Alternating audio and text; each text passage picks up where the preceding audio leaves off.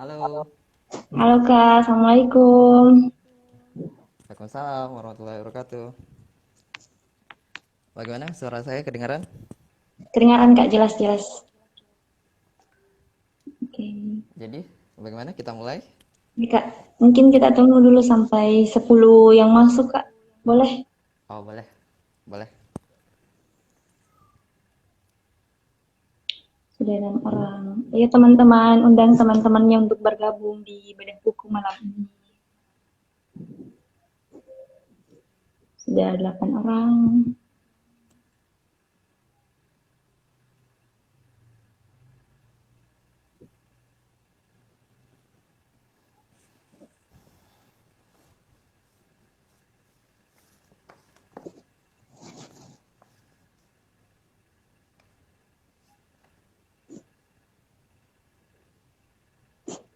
Baik, mungkin bisa dimulai di Kak.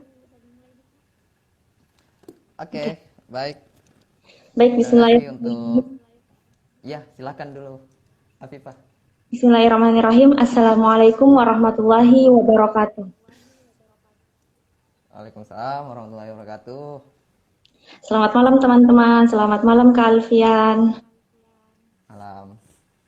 Alhamdulillahirabbil alamin wassalatu wassalamu ala asyrafil anbiya'i wal mursalin sayyidina Muhammadin wa ala alihi washabihi ajmain amma ba'd. Alhamdulillah, puji syukur kehadirat Allah Subhanahu wa taala karena pada malam hari ini kita masih diberi kesempatan dan kesehatan sehingga pada malam hari ini kita masih bisa berkumpul walaupun secara virtual, walaupun secara live Instagram untuk melaksanakan acara bedah buku yang dilaksanakan oleh Forum Lingkar Pena UIN Alauddin Makassar. Tak lupa salawat serta salam senantiasa tercurahkan kepada baginda Nabiullah Muhammad SAW. Allahumma sholli ala Sayyidina Muhammad. Beliaulah sang saksi tak bisu turunnya Al-Quran yang di dalamnya sastra yang terbaik sepanjang masa. Baiklah, dan di sini saya sebagai moderator, perkenalkan nama saya Nur Afifah Hamzah, biasa dipanggil Afifah, akan memandu acara bedah buku pada malam hari ini, yang dimana judul bukunya berjudul The Family of Paulus Duarte. Ya, begitu cara bacanya, Kak. Paulus Duarte. Ya. Oke, mungkin sebelum melangkah ke acara yang inti, saya akan membacakan satu pantun, yaitu kampus UIN Alauddin jalan-jalan, ketemu sahabat FLP, membuat hati nyaman, ikut bedah buku dengan Kak Alfian, rasanya belum pas kalau belum kenalan. Oke? Bagus pantunnya, bagus. Kalau begitu saya akan membacakan sedikit perkenalan tentang pembedah kita pada malam hari ini. Yang pertama yaitu nama Andi Alfian, tempat tanggal lahir Tontonunu 5 Agustus 1999. Ternyata pembedah kita ini masih muda ya teman-teman. Jenis kelamin itu laki-laki, agama tentunya Islam, kewarganegaraan Indonesia, status belum kawin, alamat sekarang yaitu Jalan Todopuli 22 Permai, telepon 0, harus disebutkan ini teleponnya Kak, tidak masalah. Nggak usah. Oke, email mungkin teman-teman bisa hubungi di andialfian.alfaris@gmail.com. Mungkin sekadar itu Kak perkenalan singkatnya tentang pembedah kita pada malam hari ini. Nah, selanjutnya mungkin kita bisa beralih ke titik yang paling penting pada acara kita malam hari ini tentang membedah buku yang berjudul The Family of Paulus Duarte. Selanjutnya sebelumnya itu bagaimana kabarnya Kak? Kemarin sudah seminar ini, Alhamdulillah. Masya Allah. Baik. Baiklah. Alhamdulillah sudah. Oke. Oke Kak, mungkin pertanyaan pertama saya mau saya ingin bertanya, ini kan buku The Family of Paulus Duarte ini sebagai objek penelitiannya Kak Alfian kemarin, Di. Ya. Nah, mungkin bisa saya mulai dengan, mungkin Kak Alfian bisa jelaskan gambaran umumnya tentang, sebelum beralih ke gambaran umumnya tentang novel ini, mungkin Kak Alfian bisa jelaskan atau paparkan sedikit tentang penulisnya. Siapa itu penulisnya, dia menulis novel tentang apa, dan berapa karya-karyanya. Mungkin teman-teman banyak juga yang penasaran. Oke. Kan, Kak? Oke, terima kasih atas kesempatannya dari Nur Afifa. Saya mulai. Assalamualaikum warahmatullahi wabarakatuh. Waalaikumsalam warahmatullahi wabarakatuh. Selamat malam dan salam sejahtera untuk kita semua. Alhamdulillahirrahmanirrahim. Dan oke, saya langsung saja mungkin karena sudah ada pertanyaan langsung ternyata dari Afifa. Sebetulnya kalau misalnya untuk memahami betul sebuah buku, karena sebuah buku, saya sebetulnya dari tadi ketawa-ketawa, ini hanya untuk mencairkan suasana. Saya sebenarnya tidak terlalu terbiasa berbicara, apalagi menjelaskan sesuatu sambil menatap muka saya sendiri gitu. Jadi agak sedikit kaku gitu. Tapi tidak apa-apa, saya berusaha untuk mencairkan suasana terlebih dahulu. Dan baiklah, sebetulnya untuk memahami sebuah karya sastra itu penting untuk melihat latar belakang atau dalam kondisi apa novel ini lahir dan siapa penulisnya. Nah, barangkali itu yang ingin diketahui oleh teman-teman juga Nur Afifa gitu. Jadi pertanyaan soal dalam latar belakang seperti apa dan siapa penulisnya. Nah, untuk memahami novel ini gitu, saya sebenarnya sudah ini. Novel Camilo José Cela ini, Keluarga Pascual Duarte, sebetulnya perlu dipahami gambaran umum bagaimana kesusastraan Spanyol di masa itu gitu. Jadi kurang lebih kalau teman-teman pembaca sastra yang giat gitu pasti kenal namanya Miguel de Cervantes. Kenal? Saya tidak, Kak. Miguel de Cervantes itu adalah penulis, ini bukunya. Oh iya, Miguel. Nah, Miguel de Cervantes itu adalah penulis asal Spanyol yang sebetulnya sebelum datangnya Camilo José Cela ini gitu. Jadi dia penulis buku Don Quixote. Nah, Don Quixote itu buku terlaris atau paling banyak dibaca sepanjang masa dalam sastra dunia gitu. Jadi nah, kurang lebih seperti itu apa latar belakang Spanyol waktu itu. Jadi kesusastraan Spanyol sebetulnya tidak melahirkan banyak sekali penulis yang jika dibandingkan dengan penulis Inggris. Tapi dengan datangnya penulis ini, Camilo José Cela, itu warga Spanyol patut untuk bersyukur gitu. Jadi patut untuk berbangga seperti halnya kalau misalnya teman-teman pernah baca penulis Inggris namanya Charles Dickens, dia adalah salah satu penulis yang juga diagungkan gitu. Kalau misalnya di Jerman ada siapa ya, Goethe misalnya, atau di Prancis ada Victor Hugo, atau di Amerika ada Hawthorne. Nah, semua penulis-penulis itu bisa dianggap setara dengan Camilo José Cela ini gitu. Kurang lebih seperti itu.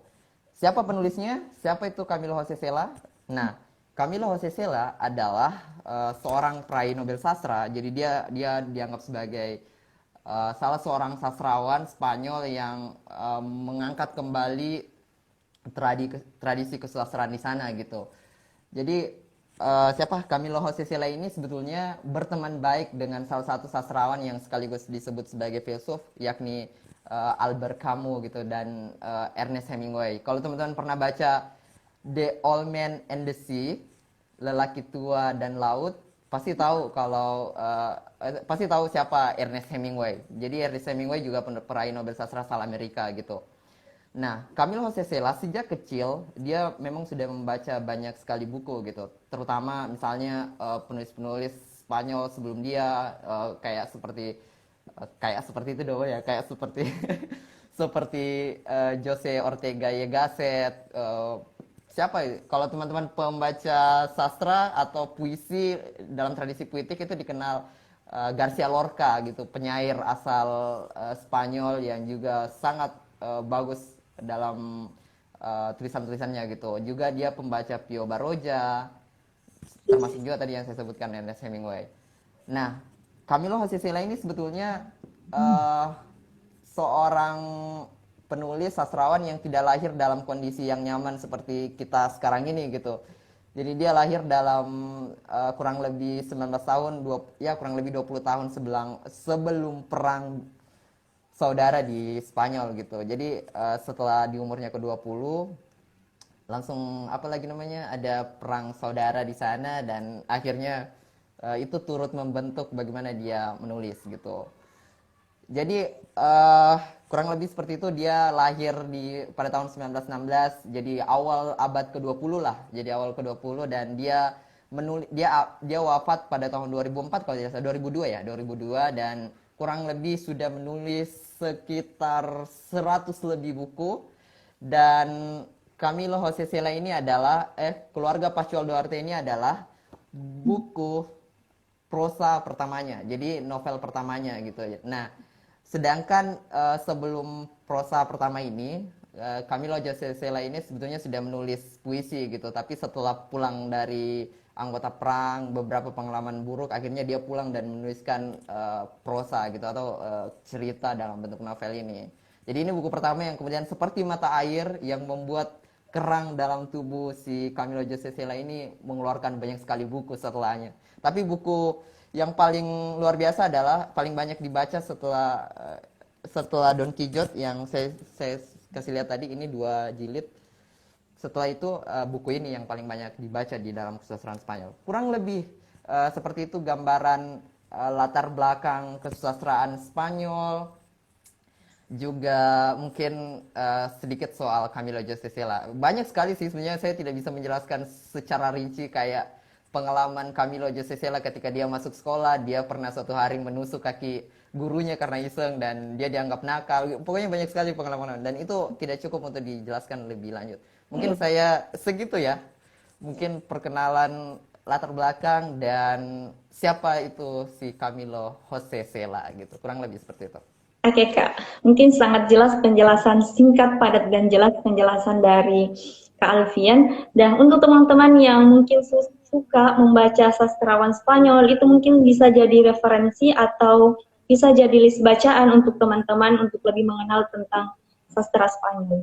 Nah, selanjutnya Kak, dari penjelasan Kak Alfian tadi, sebelum itu, bagi teman-teman yang ingin bertanya juga, yang punya penasaran tentang sastrawan Spanyol atau tentang novel keluarga Danuel siapa? Aduh, saya lupa. Keluarga Cervantes. siapa? Siapa? Keluarga ya, pokoknya teman kalau penasaran tentang novel ini silahkan bertanya di kolom komentar. Camilo José keluarga Pascual Duarte, ya itu tadi. Oke. Oke, pokoknya teman-teman kalau misalnya ada yang bertanya silahkan tulis pertanyaannya di kolom komentar. Nanti saya sampaikan dan dijawab oleh Kak Alfian kalau sempat. Oke, selanjutnya Kak, dari penjelasan Kak Alfian tadi, saya bisa tangkap bahwasanya novel ini tuh merupakan novel pertama ya dari Camilo José Cela itu. Nah, ya, ini novel pertama. Nah, kemudian kira-kira apa yang menjadi titik spesial dari novel ini, Kak? Sehingga banyak novel ini tuh menjadi novel favorit yang paling banyak dibaca oleh orang. Dan begitupun dengan Kak Alfian, kira-kira titik spesialnya itu kenapa bisa mengangkat novel ini menjadi bagian objek penelitian dari skripsi Kak Alfian? Oke. Tapi kita belum bicara soal apa isi novel ini sih sebetulnya. Ya, tapi ya, yang menjadi menarik, ya. Yang menjadi menarik dari novel ini, jadi itu tadi yang saya bilang, sebetulnya novel ini adalah novel yang paling banyak dibaca di kesusastraan Spanyol setelah buku Don Quixote. Ya, Kalau teman-teman baca ini buku bagus sekali, ini dia dua jilid. Nah, setelah buku ini, buku yang paling banyak dibaca adalah Keluarga Pascual Duarte. Nah, alasannya kenapa? Karena ini juga sih sebetulnya yang saya tidak sebutkan sebelumnya, kalau novel ini awalnya terbit pada tahun kurang lebih 1942 ya kalau tidak salah, 1942. Jadi umurnya jadi ya Camilo José Cela itu dia kan lahir kurang lebih 1916. Nah, kalau misalnya 1942 berarti dia umur 26 ya. Iya, 26. Nah, di umur 26, bukan buku pertamanya, tapi novel pertamanya itu terbit dan dianggap sebagai karya yang baik, yang bagus. Jadi, bagi teman-teman yang mau menulis, eh, saya membayangkan saya sebagai orang yang sekarang umurnya 21 tapi belum menulis novel yang bagus, saya sepertinya harus mencambuk. Nah, yang sebetulnya yang menarik sekali dari novel ini adalah ketika terbit pada tahun 1942 itu, di umur yang ke-26 kalau tidak salah, si Camilo José Celanya, novel ini dilarang terbit di Spanyol. Jadi dia diterbitkan di Buenos, dia salah satu tempat, dan itu diterbitkan secara diam-diam dan dilarang selama ketika dia terbit dia dilarang selama kurang lebih 2 tahun. Jadi baru terbit beberapa karyanya kemudian baru terbit 10 tahun setelah dia menulis novel ini gitu. Jadi salah satu novel yang dilarang gitu. Kenapa novel yang dilarang, awalnya dilarang, kemudian menuai banyak sekali pembaca gitu. Ini seperti kalau misalnya teman-teman tahu bagaimana perjuangan Bumi Manusia bisa dibaca, seperti itu. Jadi novel ini sebetulnya bercerita tentang atau berkisah tentang seorang petani miskin yang kalau misalnya dalam ceritanya itu dia berada dalam sebuah penjara. Jadi dia dipenjara karena beberapa tindakan brutal yang pernah dilakukannya, pembunuhan dan beberapa hal yang kekerasan lain. Dia dipenjara dan dia menuliskan bagaimana kisah hidupnya gitu. Nah, kisah kurang lebih bercerita soal itu. Tapi yang sebetulnya ingin digambarkan oleh si Camilo José Cela ini di dalam buku ini adalah dia ingin menggambarkan bagaimana kondisi sosial di masa pas perang saudara di Spanyol. Jadi ketika itu kan si Camilo José Cela ini seperti yang saya sebutkan tadi, dia pulang dari perang saudara dan tiba-tiba merasa penting untuk menulis gitu. Jadi dia menuliskan bagaimana kondisi sosial sebelum perang itu gitu. Jadi ceritanya novel ini berisi banyak sekali gagasan-gagasan, bagaimana ya kalau saya menyebutnya, uh, dia kasar, dia termasuk tremendis. Kalau dalam genre sastra itu disebut sebagai genre tremendis atau biasa juga disebut sebagai penggambaran yang kejam, kasar, terus absurd dan nihilis gitu. Jadi kurang lebih seperti itu. Jadi kalau misalnya kenapa novel ini dilarang, karena dianggap sebagai karya sastra yang buruk, dalam tanda kutip menggambarkan kemiskinan dan kekerasan dengan padat sekali, dan itu membuat orang-orang tidak boleh membacanya. Jadi pemerintah dulu yang masih tertinggal dilarang karena menganggap bahwa novel ini terlalu sadis gitu, terlalu tremendis, absurd dan nihilis. Mungkin itu kalau apa kelebihan. Oh ya, ada juga sih kenapa saya angkat judul ini.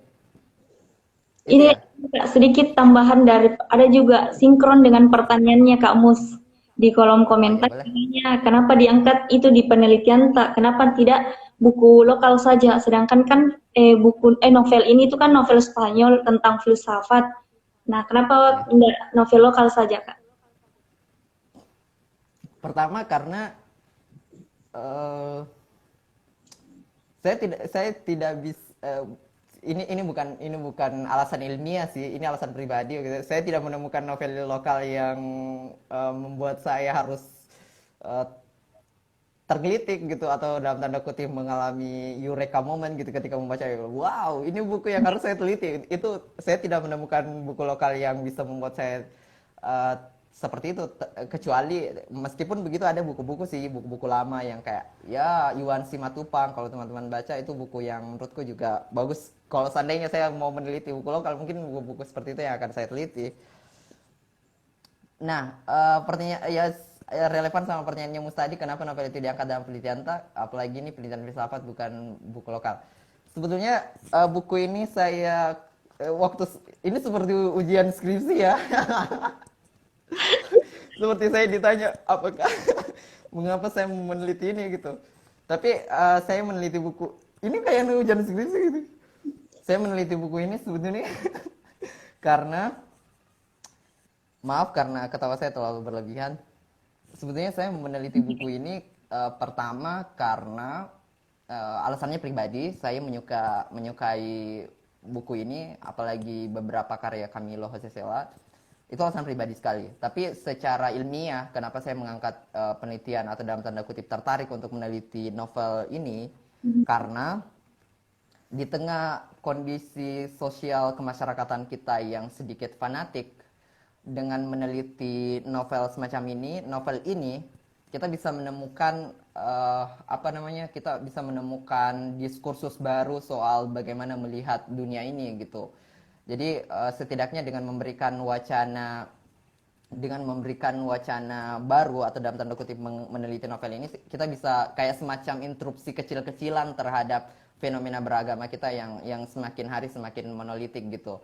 Nah, nanti kita akan bahas apa-apa sih yang sebetulnya yang saya maksud dengan tradisi, maksudnya yang menyinggung wacana-wacana alternatif itu gitu. Misalnya bagaimana novel ini memperlihatkan pandangan lain terhadap nasib, bagaimana kematian dan harapan itu disikapi. Nanti kita akan bahas pastinya. Jadi tetap di diskusi ini gitu supaya kayak saya mengiklan lagi. Itu tadi itu. Ya Kak. Itu tadi mungkin jawabannya di Kak Mus sudah terjawab sama Kak Alfian. Oke. Bagus kualitas novel lokal. Mungkin selanjutnya Kak, mungkin tadi sudah digambarkan secara umum tentang siapa itu Camilo Jose Cela, bagaimana gambaran umum dan spesialnya buku ini. Nah, selanjutnya mungkin Kak Alfian bisa jelaskan gambaran umumnya tentang isi buku ini. Karena kemarin juga sempat saya baca sedikit monolog tentang novel ini, bahwasanya Danuarte ini dia itu sebagai korban. Ada yang beranggapan dia sebagai pelaku dan juga ada yang beranggapan dia sebagai korban. Maaf nih Kak kalau misalnya ada kesalahan memahami, tapi seperti itu.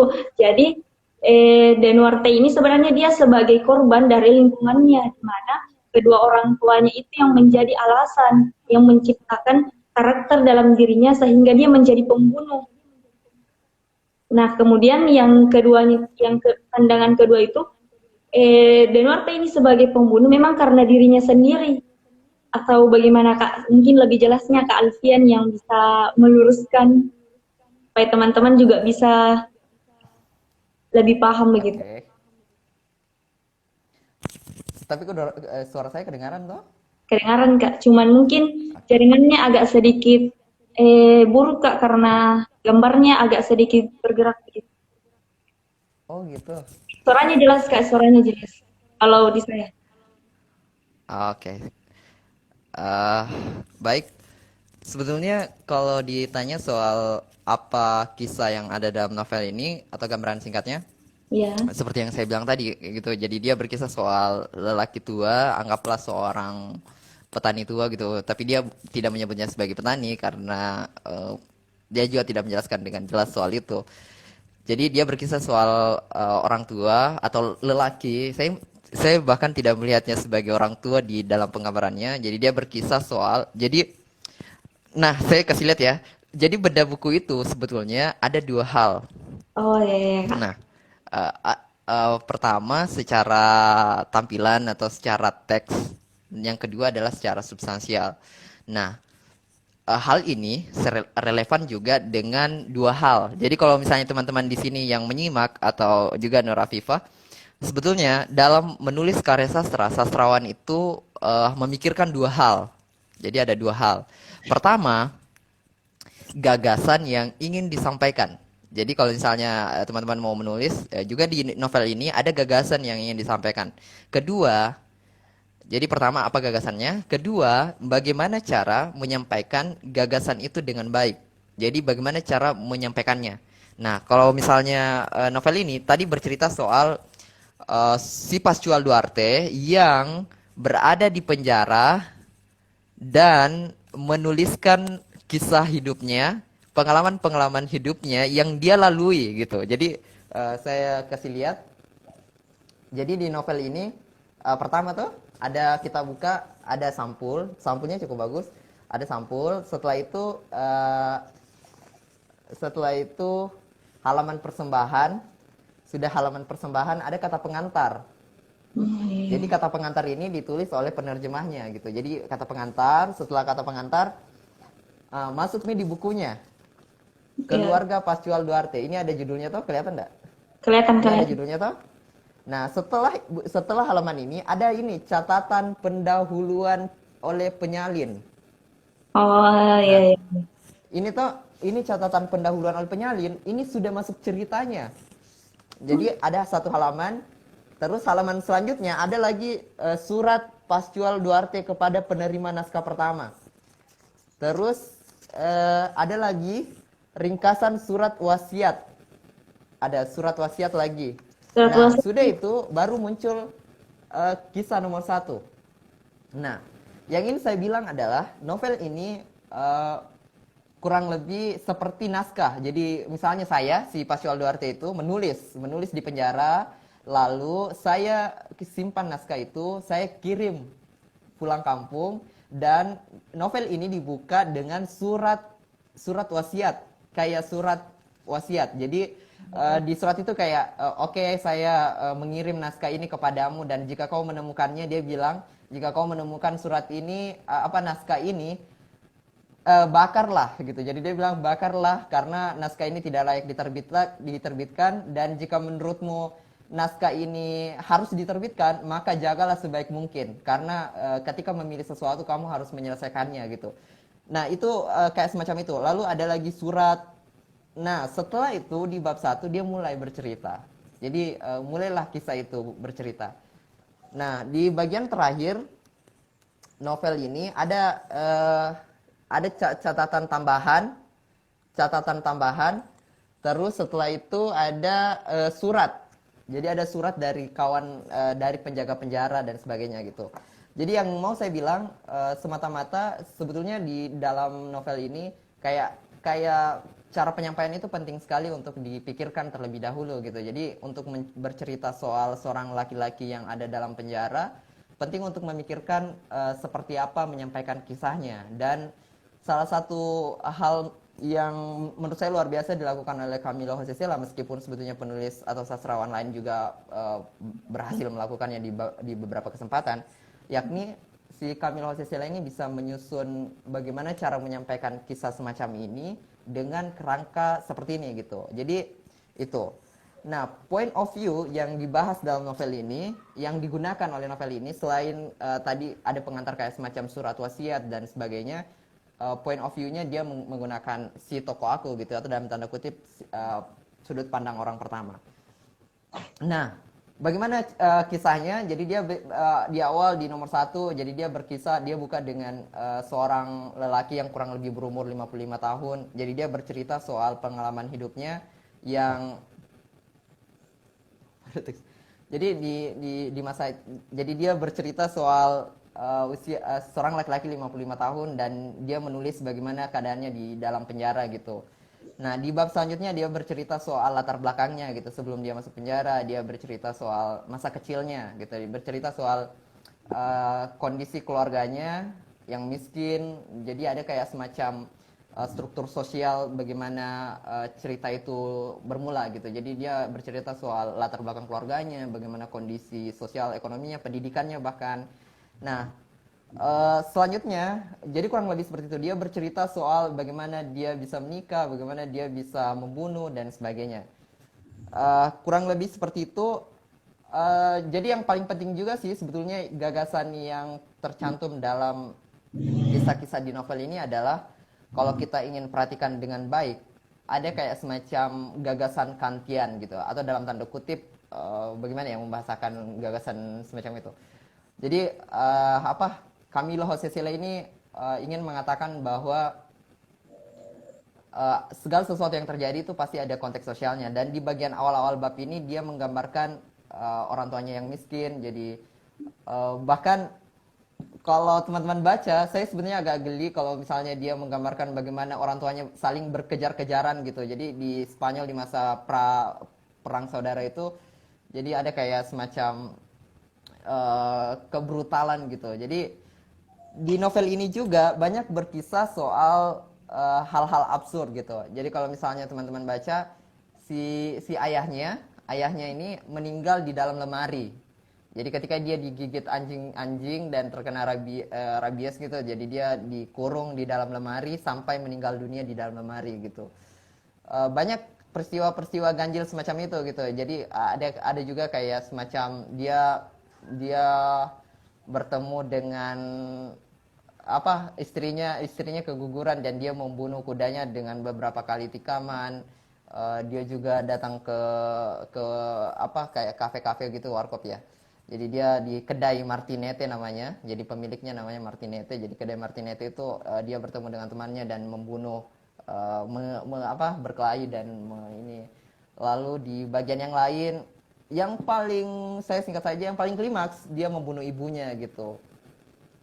Dan itu mungkin maksudnya wacana-wacana semacam itu atau dalam tradisi pembelajaran yang semacam itu buruk sekali sebetulnya, dan itu alasan kenapa novel ini dilarang. Tapi bukan soal itu, kenapa novel ini penting juga dibaca gitu. Nanti kita akan bahas bagaimana sisi-sisi lain di novel ini. Tapi kurang lebih novel itu bercerita soal itu gitu. Jadi yang saya gambarkan tadi, novel ini dilarang kurang lebih karena karena genrenya memang yang kejam, tremendis, dan absurd sekali sih sebenarnya. Saya nggak tahu panjang nggak kalau saya menjelaskan. Panjang, jelas-jelas. Setelah Kak Alfian tadi, penjelasan dari Kak Alfian itu, kayaknya saya agak tertarik ini untuk baca novel itu. Apalagi teman-teman yang memang sudah berkecimpung dan memang suka membaca tentang novel-novel sastra Spanyol, itu pasti lebih excited lagi untuk membacanya. Nah, ini Kak, ada pertanyaan juga dari Kak Andi Fahrul Rozi, Kak Ozi. Mungkin beliau juga sudah baca bukunya dan dia bertanya, apa itu eksistensialisme dan nihilistik, Kak? Apa? Apa itu eksistensialisme dan nihilistik? Oke. Eksistensialisme nihilistik itu sebetulnya ini salah satu corak atau satu gagasan filsafat sih sebenarnya, atau gagasan pemikiran gitu. Kalau eksistensialisme biasa dikenal sebagai salah satu corak pemikiran atau dalam tanda kutip aliran gitu, aliran filsafat. Jadi eksistensialisme itu dua kata, eksistensial dan isme. Isme itu kan paham. Eksistensial itu adalah salah satu corak pemikiran yang fokus perhatiannya tertuju kepada manusia sebagai, baik itu manusia sebagai subjek maupun sebagai objek. Jadi kalau dalam aliran eksistensialisme itu percaya bahwa kebebasan manusia adalah satu-satunya hal yang harus dipertimbangkan gitu. Jadi eksistensialisme kurang lebih seperti itu. Eksistensialisme itu lahir di abad ke-19. Jadi pada masa di mana dulu kan kalau kredonya masa modern kan yang kita pasti pernah dengar, aku berpikir maka aku ada, atau cogito ergo sum.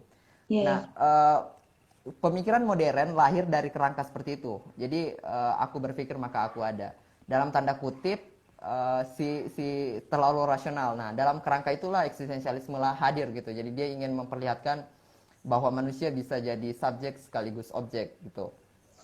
Eksistensialisme nihilistik seperti yang saya bilang tadi, eksistensialisme itu adalah sebuah aliran filsafat yang fokusnya kepada manusianya gitu, si manusianya. Jadi apapun yang dilakukan manusianya gitu yang dilihat. Kalau nihilistik, kalau misalnya dia disambung eksistensialisme nihilistik bisa berarti bahwa sebuah aliran atau sebuah corak pandang yang fokus perhatiannya pada bagaimana manusia hidup dan mengada, tapi dalam kerangka yang nihilistik, yang dalam tanda kutip pada satu sisi dia percaya bahwa tidak ada pegangan mutlak dalam menjalani kehidupan, juga percaya bahwa manusia bisa menentukan sendiri hidupnya, tapi pada sisi yang lain manusia seringkali salah menentukan dirinya gitu. Jadi kayak dalam kerangka yang nihilistik seperti itu, gagasan-gagasan eksistensialisme juga bisa disampaikan gitu. Tapi itu sebetulnya pertanyaannya lebih ke filsafat, bukan ke buku ini gitu. Tapi kalau misalnya teman-teman mau tahu sedikit kenapa novel ini syarat akan eksistensialisme nihilistik seperti yang saya bilang tadi. Jadi kalau misalnya atau saya bacakan ya supaya lebih bagus. Saya bacakan satu paragraf, teman-teman bisa mendengarkan dan menyimak kurang lebih seperti apa novel ini dibuka. Ini paragraf pertamanya. Nika. Aku bukan orang jahat, meski sebenarnya tak kurang alasanku untuk menjadi orang jahat. Kita semua dilahirkan telanjang, tetapi dalam pertumbuhan kita, nasib suka membentuk kita, seolah-olah kita terbuat dari lilin. Kemudian kita harus menyusuri jalan-jalan yang berbeda ke tujuan akhir yang sama, kematian. Ada orang yang disuruh melalui jalan yang diapit bunga-bunga indah, sedang yang lain harus menjalani jalan yang bertaburkan tumbuhan-tumbuhan dan buah-buahan berduri. Golongan yang pertama memandang sekelilingnya dengan senang dan harum kebahagiaan mereka. Mereka melemparkan senyum tak berdosa, sementara golongan yang kedua menggeliat di bawah sengat terik matahari dan mengernyitkan alis penuh kengerian, seperti binatang-binatang liar yang terpojok dan berusaha bertahan.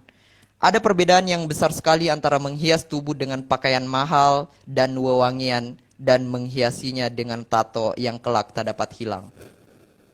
Jadi di dalam pembuka semacam itu dia ingin seperti menggambarkan bagaimana kehidupan ini gitu. Jadi di dalam novel ini juga sebetulnya ya seperti yang saya bacakan tadi, ada kayak semacam gagasan soal bagaimana nasib seharusnya diperlakukan gitu. Nah, pertanyaannya begini. Apakah manusia diciptakan apakah manusia sudah nasib buruk manusia itu sudah diciptakan sebelum manusia lahir atau manusia sendiri yang membuatnya gitu. Jadi itu pertanyaan-pertanyaan semacam itu disampaikan dengan baik betul gitu. Jadi misalnya ada di bagian berapa ya?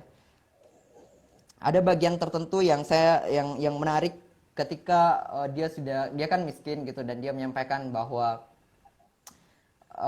semoga saja Tuhan bisa memperbaiki keadaan gitu, dan si tokoh Pak Syoldart ini bilang sungguh menyedihkan menunggu Tuhan memperbaiki keadaan gitu. Terus di bagian yang lain berkisah juga soal harapan gitu.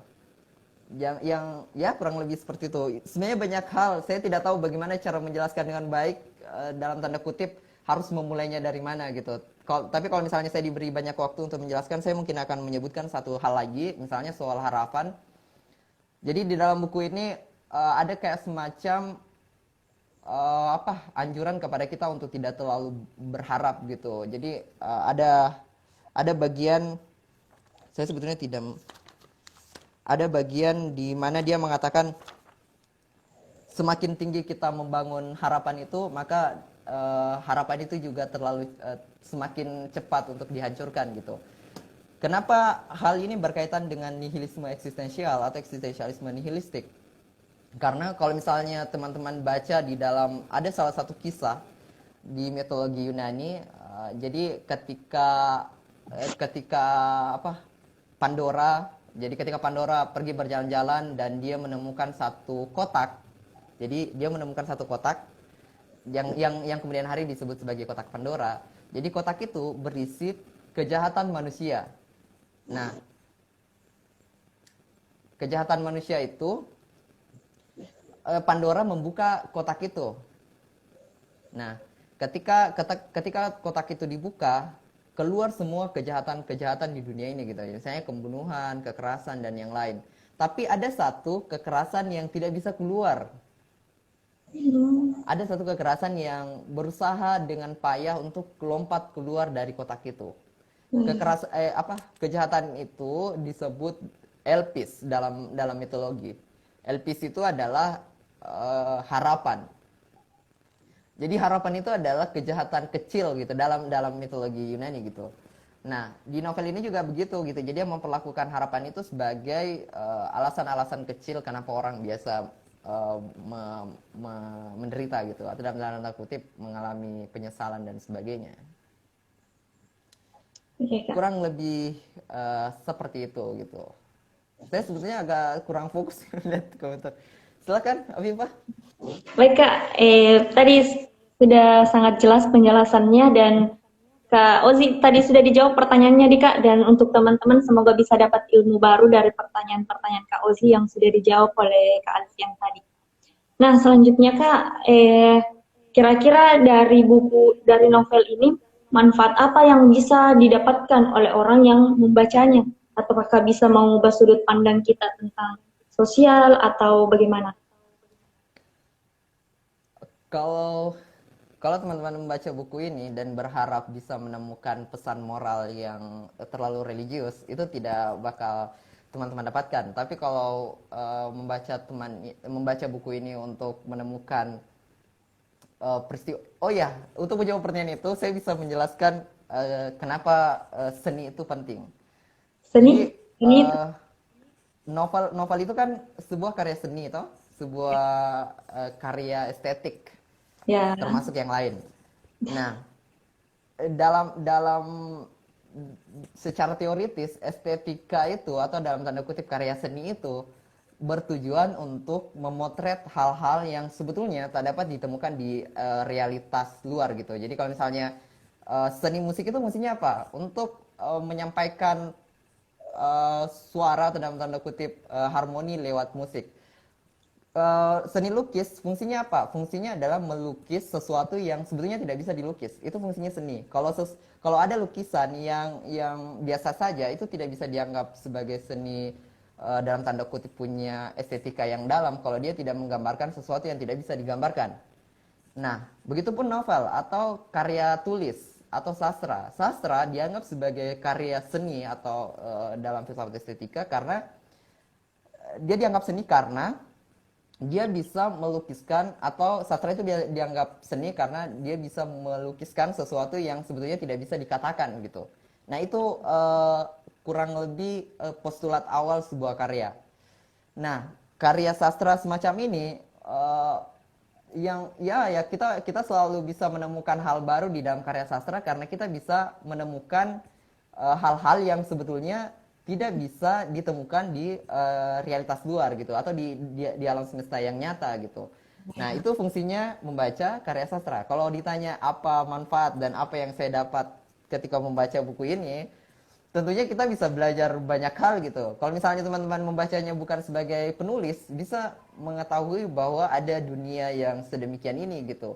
Ada dunia yang tidak kanan banget. Ada dunia yang kiri-kiri, ya kiri-kiri sedikit ada masjid dan di sebelahnya ada jembatan. Kok jadinya ke situ ya? Maksud ya kurang lebih seperti itu gitu. Jadi nilai yang teman-teman bisa dapat bahwa kemiskinan bisa berakibat fatal atau dalam tanda kutip bisa jadi kalau misalnya di dialog di sini ada yang bilang sekolah itu tidak ada gunanya kalau tidak mengangkat kita dari kemiskinan. Itu juga bisa bermakna banyak kan ketika teman-teman membacanya. Jadi tiba-tiba teman-teman yang membaca ini seorang mahasiswa di UIN misalnya tiba-tiba bilang, oh apakah saya sekolah bisa mengangkat saya dari derajat kemiskinan gitu misalnya. Atau tidak ada gunanya berharap kepada Tuhan misalnya. Nah itu juga kalau misalnya teman-teman baca itu bisa teman-teman pahami bahwa oh ternyata di dalam kehidupan ini ada hal-hal yang memang kita tidak mesti berharap lagi kepada yang maha kuasa gitu. Dalam tanda kutip kan di dalam Al-Quran juga dijelaskan bahwa yang mengubah nasib suatu kaum adalah kita sendiri gitu. Jadi banyak hal sih sebenarnya kalau teman-teman bertanya apa yang bisa saya dapatkan. Mungkin yang lain cara-cara biar bisa masuk penjara dengan mudah bisa teman-teman dapatkan di sini. Misalnya teman-teman ingin mencoba untuk bagaimana caranya bisa dipenjara, teman-teman bisa membunuh banyak orang gitu. Teman-teman bisa mengikuti cara-cara dia juga yang awalnya membunuh anjingnya dulu, sudah itu membunuh kudanya, sudah itu membunuh ya istrinya, lalu membunuh ibunya gitu. Teman-teman bisa mengikutinya dengan cermat cara-cara dia membunuh gitu. Jadi banyak sekali sih sebetulnya yang bisa teman-teman dapatkan dari membaca buku ini gitu. Kalau misalnya teman-teman membacanya sebagai penulis, teman-teman bisa membaca bagaimana dia membuat kalimat yang bagus atau bagaimana dia membuat pemenggalan yang bagus. Kayak kalimat-kalimat yang menyenangkan yang kadang kalau membuat saya berpikir dua kali adalah kayak ada kalimat di novel ini juga yang bagus kayak cara terbaik mengenang ayahku adalah dengan melupakannya sama sekali gitu. Kayak itu kalimat yang juga bagus. Ada juga beberapa kalimat yang yang ketika dia menggambarkan jadi Pascual Duarte ini berpacaran sama si Lola, terus dia hamil di luar nikah, terus dia bilang begini, dia bilang, Pascual, aku hamil. Terus dia bilang, apa ya, dia bilang yang kurang lebih dia bilang, tak perlu khawatir, ada banyak orang yang lahir, ada banyak orang yang mati di dunia ini dan akan dan begitu pun akan lahir gitu. Jadi saya sebenarnya kayak banyak sekali belajar bagaimana dia memberikan saya kejutan-kejutan gitu, sesuatu yang tidak sekali tidak apa ya, tidak tertebak sekali bagaimana dia memberikan dialog yang bagus-bagus gitu. Ya, itu yang bisa teman-teman dapatkan. Kalau yang saya sebutkan tadi tidak memberi teman-teman hal baru atau dalam tanda kutip tidak berminat untuk membacanya, itu berarti kalau teman-teman tidak sama sekali berniat untuk menjadi pembaca atau penulis yang bagus. Mungkin itu, Viva. Mungkin ada teman-teman yang mau bertanya atau ada pertanyaan lanjutan, silakan. Baiklah Kak, itulah tadi jawaban dari Kak Alfian. Nah, selanjutnya ini ada pertanyaan dari Kak Rizky Ayu Amalia. Katanya Kak, menurut Kak Alfian, bagaimana kaitan antara filsafat dan sastra? Mungkin karena Kak Rizky Ayu Amalia tahu kalau Kak Alfian dari jurusan filsafat dan kemudian menjadikan objek novel ini sebagai penelitian. Silahkan Kak dijawab. Oke, kalau soal apa keterkaitan filsafat dengan sastra itu sebetulnya erat sekali kaitannya gitu. Kalau saya bilang, kalau saya bertanya balik apa kaitannya antara sastra dan agama, apa kaitannya antara sastra dan filsafat, itu sama eratnya. Jadi kalau misalnya saya menjelaskan secara historis, sebetulnya sebelum filsafat datang itu ada kayak tradisi sastra sebelumnya. Jadi kan awal peradaban kita sebenarnya berasal dari satu peradaban namanya peradaban Minos Misena. Jadi kurang lebih ya 1200 tahun sebelum Masehi. Jadi ada peradaban kecil di sana, meskipun diyakini ada peradaban yang jauh lebih tua, tapi kita anggaplah berawal dari sana. Jadi di masa itu ada kayak peradaban, lalu peradaban itu hancur karena satu perang besar dan melahirkan satu peradaban kecil yang menjadikan mitos sebagai satu-satunya sumber pengetahuan gitu. Jadi awalnya percaya pada mitos. Kalau teman-teman sering dengar mitologi, nah di masa itulah. Jadi ketika mitologi itu berkuasa, ada zaman di mana di sekitar kurang lebih 900-an. Jadi kurang lebih 300 dari peradaban 300 tahun dari peradaban itu ada tradisi sastra. Kalau teman-teman pernah dengar Homerus? Homerus. Pernah dengar itu? Saya belum Kak. Homer. Nah, epos-epos Homer itulah tradisi sastra awal. Jadi epos-epos Homer itu kurang lebih mengabadikan tradisi mitologi sebelumnya. Jadi epos Homer itu menulis dan dia menulis secara puitis bagaimana mitologi itu diperlakukan. Nah, dari kitab itu dulu di Yunani itu diajarkan sebagai dibagikan atau dibaca sebagai kitab pendidikan atau dalam tanda kutip untuk dijadikan, kalau misalnya sekarang ya kitab suci lah, dianggap sebagai kitab untuk ajaran moral. Nah, dari kitab-kitab sastra itu atau dalam tanda kutip cikal bakal sastra itu yang epos-epos itulah yang kemudian memunculkan tradisi kritis di masa Yunani. Jadi kayak munculnya Thales dan yang lain karena tidak lain sebetulnya karena ada pemantik atau dalam tanda kutip ada pemicu yakni epos-epos Homerus itu gitu. Nah, yang ingin saya katakan itu secara historis. Nah, lama kemudian berjalannya waktu banyak sekali sebetulnya karya sastra atau dalam tanda kutip gagasan filsafat yang berasal dari karya sastra. Dalam tanda kutip saya sebetulnya gimana ya jelaskannya? Banyak gagasan filsafat yang sebetulnya menggunakan medium sastra untuk menyampaikan dirinya gitu. Misalnya dikenal siapa lagi namanya? Siapa ya? Misalnya kalau misalnya teman-teman tahu Albert Camus, salah satu filsuf eksistensial yang menggunakan salah satu kisah di dalam mitologi Yunani yakni mitos Sisyphus. Jadi dia bercerita soal bagaimana dunia ini absurd lewat sebuah kisah. Atau siapa lagi? Michel Foucault, termasuk Nietzsche. Nietzsche kan sebetulnya ketika dia bercerita soal bagaimana hidup ini gitu dalam tanda kutip perspektifnya, dia menggunakan satu tokoh namanya Zarathustra. Jadi yang ingin saya katakan adalah sastra kebanyakan digunakan sebagai medium. Nah, kalau misalnya teman-teman FLP yang ingin berdakwah lewat sastra itu betul sekali karena sebetulnya sastra itu adalah medium. Nah, yang berisi apa? Nah, medium itu bisa teman-teman gunakan untuk mengisinya gagasan filsafat. Bisa juga, makanya tadi aku bilang sastra sama agama itu juga sebetulnya erat kaitannya karena sastra dalam tanda kutip seringkali dijadikan medium menyampaikan gagasan-gagasan religius. Saya tidak menyatakan kalau kitab suci itu sastra, tapi banyak hal yang sebetulnya disampaikan oleh kitab suci dan menurut sebagian orang, saya tidak ingin mengambil resiko dengan mengatakan bahwa kitab suci itu sastra, tapi menurut sebagian orang kitab suci itu adalah contoh sastra terbaik pula gitu. Jadi relasi antara sastra dan filsafat setelah melihat secara historis kurang lebih seperti tadi, bahwa sebelum filsafat datang sebetulnya ada tradisi sastra atau dalam tanda kutip kemampuan untuk menginterpretasi mitos melalui medium epos. Nah, pada masa itulah sebenarnya tradisi sastra bermula, dan lewat tradisi sastra itu tentu juga filsafat sebenarnya sudah ada, tapi secara tradisi keilmuan disepakati bahwa sastra itu baru bermula di masa-masa sekitar dan sebelum Thales gitu. Meskipun tradisi filsafat kan sebetulnya tidak hanya seputar itu, menulis dan menginterpretasi itu juga sudah masuk dalam tradisi berpikir atau bisa disebut sebagai tradisi filsafat. Jadi kurang lebih seperti itu.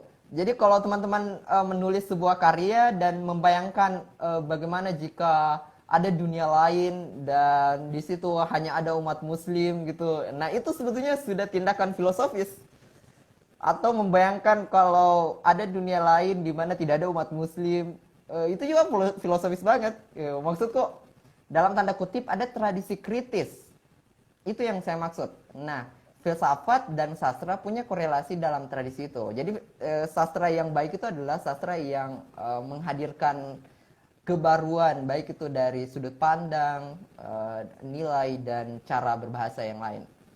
Mungkin itu secara singkatnya gitu. Tapi kalau misalnya mau baca lebih panjang bisa baca di Pohon Filsafat, ada buku Stephen Palmquist, itu juga pengantar bagi yang belum belajar filsafat bisa membaca dari situ juga bisa sekali. Bisa juga di buku siapa ya? Bertrand Russell yang sejarah filsafat barat, dia juga menjelaskan bagaimana sejarah tradisi filosofis sangat berkaitan erat dengan tradisi sastra di masa sebelumnya gitu. Itu dari saya. Thank you, Afifah, silakan. Oke. Baik Kak, terima kasih penjelasannya. Mungkin teman-teman masih ada yang ingin bertanya sebelum kita tutup. Tadi ada Kak Ahmad, tapi saya tidak sempat menyapa sebelum dia keluar. Wah, mungkin juga Kak Ahmad, Kak. Ya. Mungkin juga saya terlewat tadi. Saya tidak lihat Kak Ahmad bergabung. Iya, ada tadi Kak Ahmad, dia bilang apa gitu. Dia bilang ya saya lihat tadi tapi aku lupa. Saya tidak sempat berkabar sebelum dia keluar. Oh ini Kak, benar banyak apa ini? Parateksnya. Ya, itu. Saya tidak ada tadi. Baik Kak, karena kita dibatasi waktu juga, live Instagram cuma 45 menit. Mungkin sebelum ya Kak, sebelum menutup acara kita pada malam hari ini, mungkin ada close statement dari Kak Alfian. Close statement itu apa ya? Yang biasa makan pisang atau gitu ya? Oke. Terima kasih kepada teman-teman. Saya sebetulnya baru mulai, maksudnya baru memberikan pengantar untuk masuk ke buku ini, tapi kalau sudah harus diselesaikan tidak apa-apa. Minta maaf kalau ada kayak kekurangan dan yang lain. Kalau misalnya teman-teman berminat untuk membaca buku ini, saya punya, silakan dipinjam. Bisa juga di fotokopi. Saya kurang tahu apakah memfotokopi itu juga tindakan ilegal menurut forum Lingkar Pena, tapi ini juga saya sebetulnya fotokopi karena sudah terbatas. Maksudnya tidak dicetak lagi di Gramedia karena dia memang diterbitkan agak awal-awal 2000-an gitu. Oh iya. Dan saya bersyukur bisa menemukan buku ini.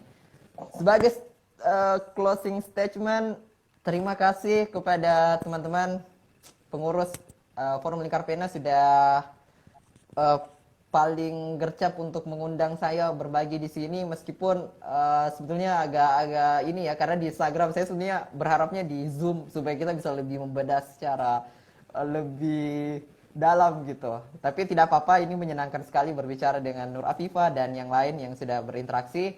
Terima kasih, mohon maaf saya tutup atau saya undur diri. Semoga pemateri dan moderator langgeng. Ya, kita aminkan. Terima kasih Mus, dan terima kasih juga untuk teman-teman FLP, demisioner dan yang lain, anggota.